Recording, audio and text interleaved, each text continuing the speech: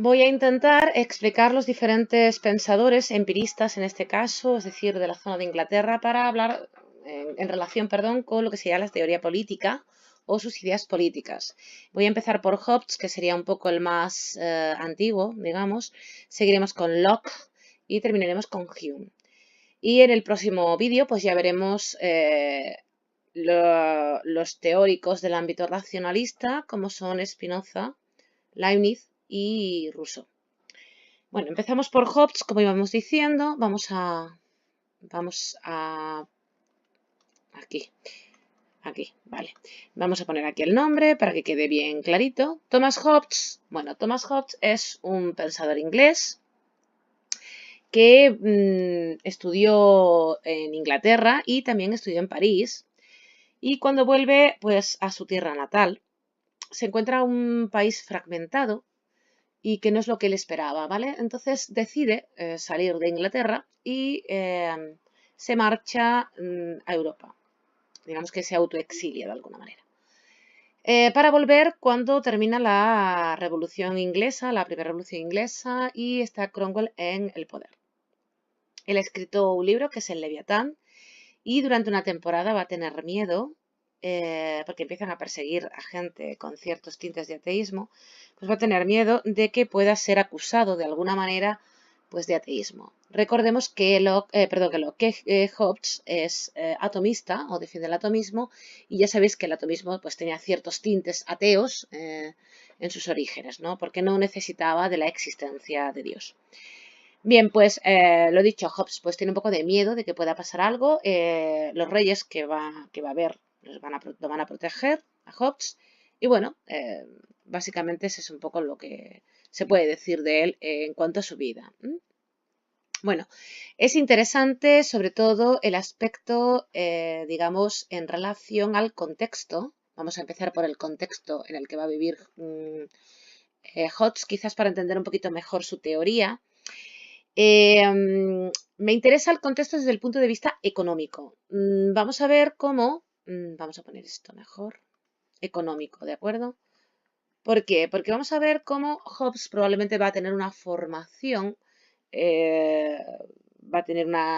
tradicional desde el punto de vista de sus padres, ¿no? Que seguramente se va a acercar bastante a lo que sería, pues, unos valores tradicionales que son propios pues, de los gremios. Recordemos que los gremios ya existían en la Edad Media, pero también en el Renacimiento. Y sabemos que Hobbes pues, nace a finales del siglo XVI. Por lo tanto, no nos puede extrañar que parte de su formación esté ligada pues, a esos valores en relación con los gremios. Os recuerdo, por si no lo recordáis, que los valores propios de los gremios eran que normalmente, pues ya sabéis, existían unos talleres, estos talleres estaban ligados pues, a un maestro y a una serie de aprendices. Y normalmente los gremios pues, eran cerrados y se decidía quién podía convertirse en maestro y podía abrir, por lo tanto, digamos, un negocio que siempre estaba regido pues, por el gremio, como es natural, y había una especie de pacto entre la gente que formaba pues, los gremios a nivel económico del producto, el valor del producto, digamos, estaba pactado, así como la calidad del trabajo.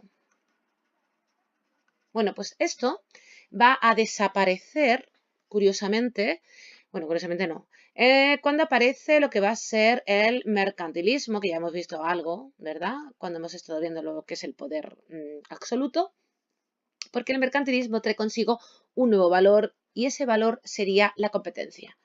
¿Vale? La competencia que se basa en esa libre competencia donde, bueno, todo vale. A ver si soy capaz de ponerlo, ¿no? El todo vale.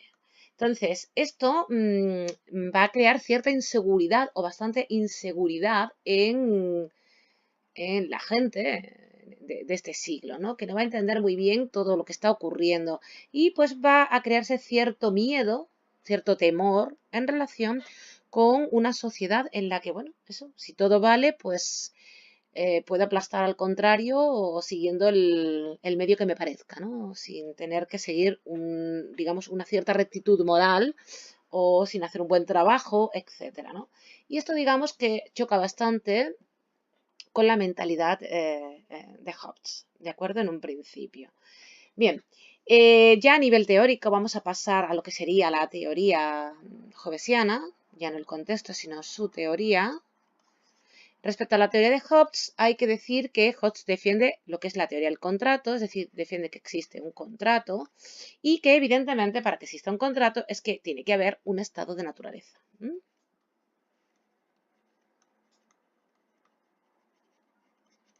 Anteriormente tiene que existir el estado de naturaleza.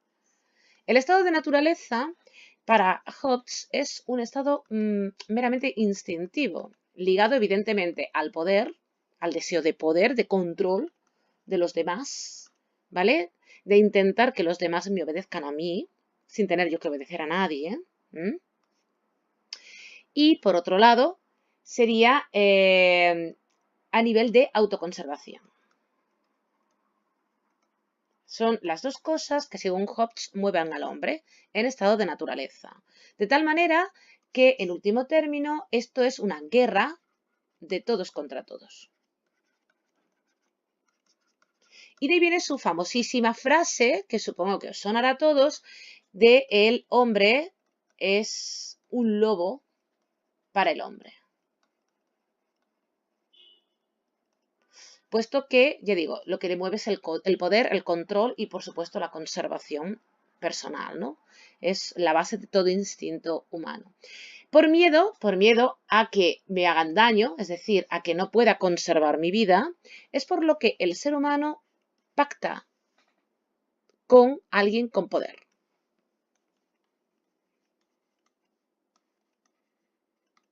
Es decir, pacta con el más fuerte.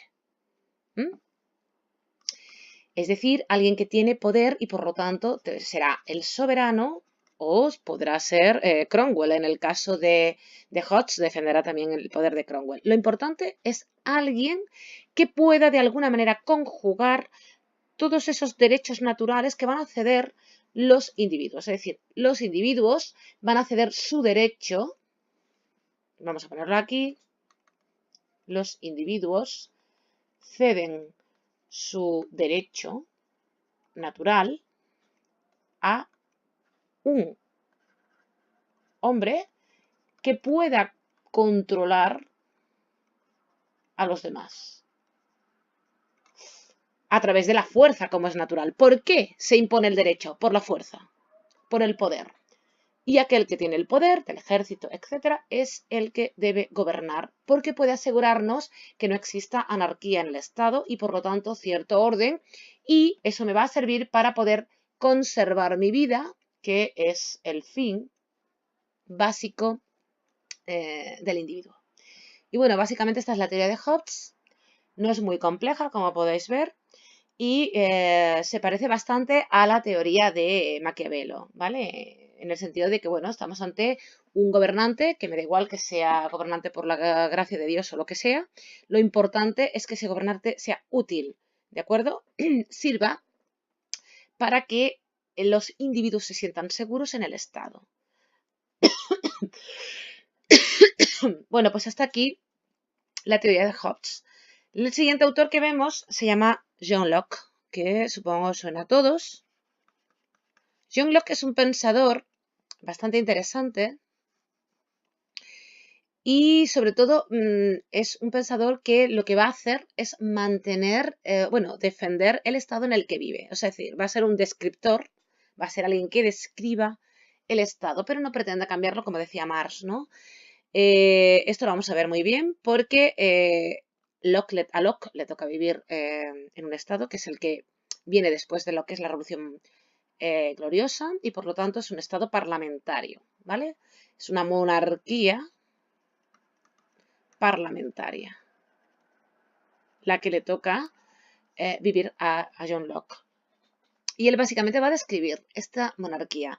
Sigue defendiendo la teoría del contrato, es decir, seguimos ante una teoría del contrato, pero hay una cierta diferencia con Hobbes. La primera diferencia importante que nos vamos a encontrar con respecto a Locke es que el estado de naturaleza que defiende John Locke, a Hobbes, perdón, el estado de naturaleza que defiende John Locke es un estado de naturaleza benévolo, ¿vale? En el que prima la razón natural, y esa razón natural está ligada pues a una propiedad que en ese momento es pública, es decir, es de todos. Y por lo tanto, digamos que existe una libertad natural en el ser humano, ¿vale? Esto nos lleva a una libertad natural propia del ser humano, la poseemos por el hecho de ser humanos, ¿de acuerdo? Pero evidentemente llega un momento en el que aparece la propiedad privada,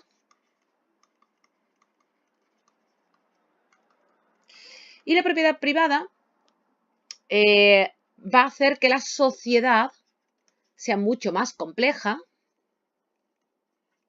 y los conflictos pues también sean más difíciles de solventar, ¿no? También sean más complejos. Y eso exige, cuando nos encontramos ante algo así, exige que exista un Estado que sea fruto de un contrato. Un contrato en el que lo más importante es la defensa de la propiedad privada.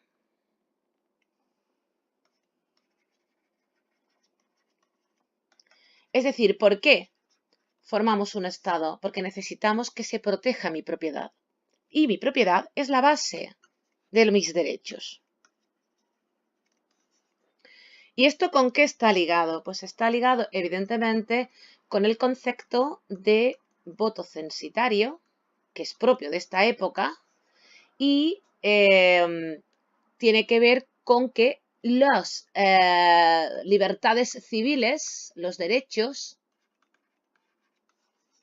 surgen gracias a que yo tengo una posesión, tengo una propiedad y por lo tanto percibo una renta determinada. En caso contrario, yo no soy un sujeto de derecho para la sociedad. Puede tener unos derechos a nivel natural, por supuesto, porque sí existen, como hemos dicho aquí, ¿verdad? Hemos dicho que hay unos derechos de tipo natural, pero no civiles, es decir, no se me reconocerían en el Estado. Es un poco una descripción del tipo de Estado que se va a encontrar John Locke. ¿Vale? Y para terminar nos vamos a ir con un pensador que sería David Hume, que nos va a interesar muchísimo más a nivel ético, casi que a nivel político, porque va a tener una gran influencia en la teoría de Immanuel Kant, ¿vale? En las ideas de Kant. Bueno, vamos a poner aquí. David Hume, ¿vale? Es un pensador escocés bastante interesante, es del siglo XVIII, es bastante coherente. Ya hemos visto algo a nivel de conocimiento, de la teoría del conocimiento de Hume, con las impresiones y las ideas, no sé si lo recordáis. Pero bueno, lo que más nos interesa de David Hume o de David Hume sería, en principio, la teoría ética. De acuerdo. ¿Cuál es la teoría ética de Hume? Bueno, vamos a plantear primero, o vamos a defender primero, ¿cuál es el concepto de sujeto de David Hume? ¿Vale? ¿Qué es un sujeto? ¿Qué es el yo para Hume? Pues no es un sujeto lógico-matemático innato, ¿verdad? Con unas ideas puestas ahí por Dios, en absoluto. No es una sustancia, por lo tanto. No es una sustancia. Entonces, ¿qué es el yo? El yo es la construcción de una identidad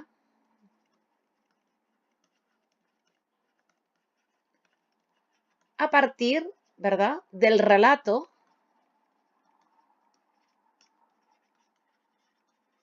que hace de mí mismo mi memoria, ¿vale?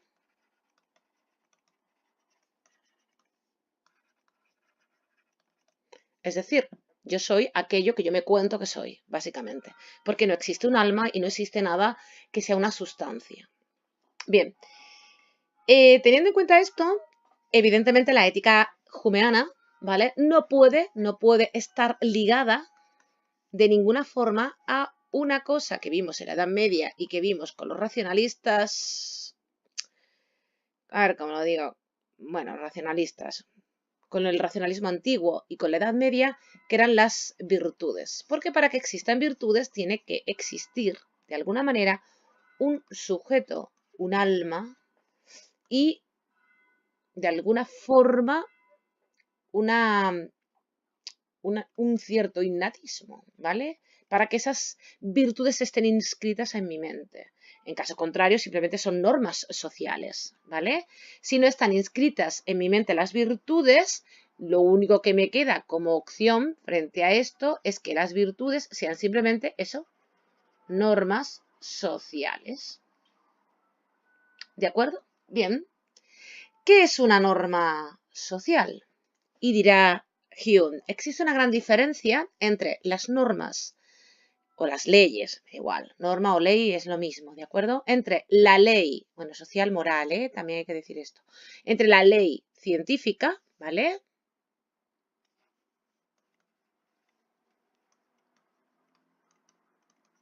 Y la ley moral.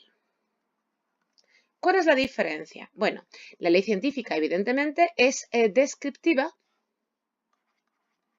o los enunciados son descriptivos, y la moral es prescriptiva. Es decir, la ley científica simplemente describe lo que pasa en el mundo físico porque no puede hacer otra cosa, ¿vale? Mientras que la ley moral pretende cambiar cosas, pretende mejorar, se supone, al individuo, ¿no? Pretende obligar a hacer algo a un individuo, ¿de acuerdo? Bien, a nivel descriptivo, por tanto, es el ser. Se expone lo que hay. Se describe lo que pasa y punto, no se hace más nada. Es una relación, evidentemente, basada en la causa-efecto, ya sabemos cómo va esto, que ya lo hemos visto, y sabemos que esta relación de causa-efecto está ligada a la costumbre y a la probabilidad. ¿De acuerdo? Básicamente sería un poco este lenguaje descriptivo científico. Mientras que la moral, pues, tiene un enunciado de tipo prescriptivo, es decir, nos explica qué debemos ser o cómo debemos ser, y el problema de esta prescripción es esto, debemos. ¿Por qué debemos? ¿Qué me obliga a actuar de una determinada manera? Esa es la pregunta que se hacen todos los filósofos y, por supuesto, también es la pregunta que se va a hacer Hume. ¿Por qué debo? ¿Cuál es el fundamento de mi obligación? Y dirá Hume, pues no existen muchos fundamentos. El fundamento más importante está en las emociones. Por eso la ética de Hume se le va a llamar ética emotivista. Y las emociones, los sentimientos, van a ser esa base sobre la que se va a construir la ética. ¿Qué pasa? Que este tipo de ética, un racionalista, como en el fondo es Kant, no puede ser aceptado porque caería en cierto relativismo moral. ¿Por qué? Porque todo el mundo no tiene o no le gusta las mismas cosas, ¿no? Si la emoción está ligada a lo que me gusta o no me gusta, evidentemente mi lenguaje ético ya no es universal. Y podemos caer, como digo, en el relativismo moral. Por eso a Kant no le va a gustar mucho esta teoría de Hume. Sin embargo, es muy interesante porque el concepto emocional de Hume no es un concepto, digamos, personal, sino más bien social. Es decir, las emociones tienen que ver con un bien de todos, de ayudarnos, con una utilidad política, no solamente personal. ¿De acuerdo? En ese sentido, es un planteamiento cívico, es decir, no es simplón de egoísmo de niño pequeño, sino que estamos hablando aquí de sentirme bien porque hago algo bueno por la comunidad, por la sociedad. Un ejemplo. ¿Por qué pongo mi vida en riesgo y salvo a una persona que se está ahogando, por ejemplo? O que, bueno, o intento salvar a alguien que se puede estar cayendo a riesgo de poderme caer yo, por ejemplo, por un precipicio. Pues por el simple hecho de que pensamos que si yo estuviese en la situación de esa persona, me gustaría que alguien me salvase a mí. Esa sería la utilidad última, ¿vale? Pero como veis es una utilidad social, es decir, intentamos que se ayude a un número elevado de gente, que sea beneficioso para la gente, y eso solo se consigue si me pongo en el lugar de otros, y si me pongo en el lugar pues del que es pobre, ¿no? Yo tengo dinero, pero entiendo el que no lo tiene, yo tengo casa, pero entiendo que hay gente que no tiene casa. Entonces puedo ponerme en su lugar y esa capacidad de ponerte en el lugar del otro es lo que realmente, esa simpatía, esa empatía que puedes tener con otra persona, es lo que puede hacer funcionar de alguna manera la moral y, por supuesto, el Estado. Y sería la base de todo lo que tiene que ver con los contenidos éticos y morales. Otra cosa interesante de Hume para terminar, esto está haciendo muy largo, otra cosa muy interesante de Hume para terminar sería sus ideas sobre el contrato. Vamos a ponerlo en negro.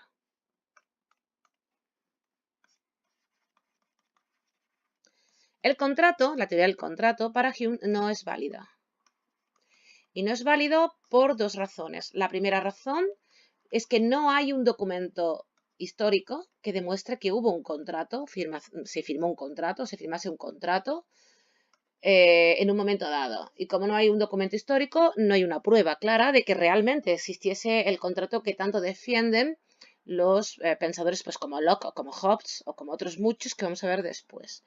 Y la segunda cosa que va a defender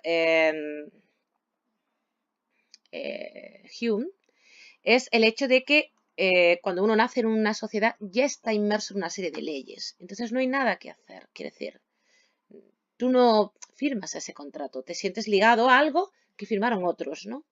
Entonces, básicamente, tú te encuentras inmerso ya en unas leyes determinadas, ni contrato ni nada. O sea, ¿qué legitimidad tiene eso en mi vida, ¿no? Directamente. Y en ese sentido, digamos que Hume sería un poquito más realista, ¿no? En ese aspecto. No tenemos que tender a buscar contratos ni nada por el estilo, sino que simplemente nacemos en una sociedad con unas leyes. Y ya está, y hay que aceptar las leyes, bueno, o cambiarlas, como se quiera. Pero nacemos en una sociedad con un conjunto de leyes determinado ya. Si no nos gusta, pues o los cambias o te tienes que ir a otro estado con otras leyes. Él pone un ejemplo con un barco, ¿no? Si nos encontramos en un barco y queremos, no nos gusta, ¿no? Las leyes del barco, lo único que nos queda es cambiar de barco, básicamente. Y bueno, cambiar de barco significa aceptar otras leyes distintas. Entonces, lo único que me queda es una aceptación, pero eso no es un contrato. Un contrato es una mutua aceptación por parte de las dos partes, tanto del que cede como del que impone, ¿no? Si no es así, pues el contrato ya no existe, es mentira, ¿vale? Y básicamente esa es un poco la idea de Hume. Bueno, y hasta aquí, pues, los teóricos ingleses.